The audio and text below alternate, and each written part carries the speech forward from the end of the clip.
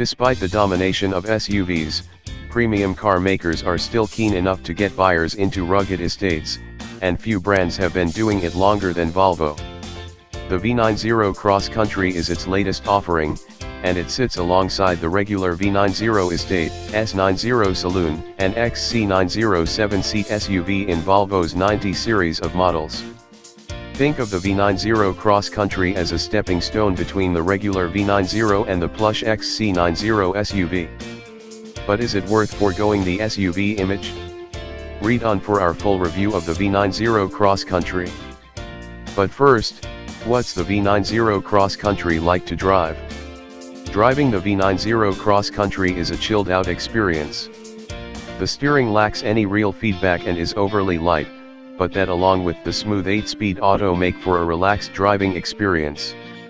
At a motorway cruise, very little phases the multi-chamber air suspension, and the actually quite small for this class of car wheels with their big side walls helps offset at least a bit of the chunkier potholes.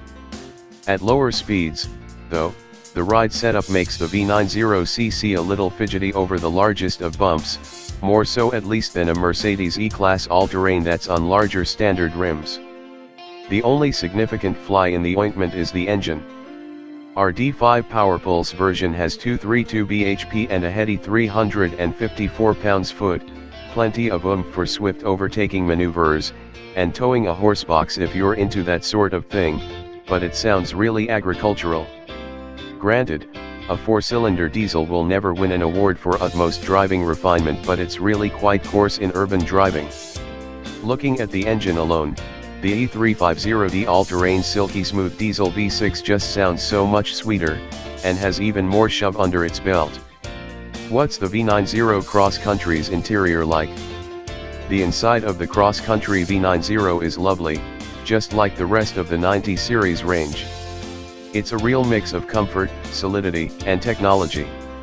Cabin quality is up there with the best, all of the switchgear is suitably chunky to the touch and the knurled finish on the volume dial, drive select roller and ignition switch feels properly premium.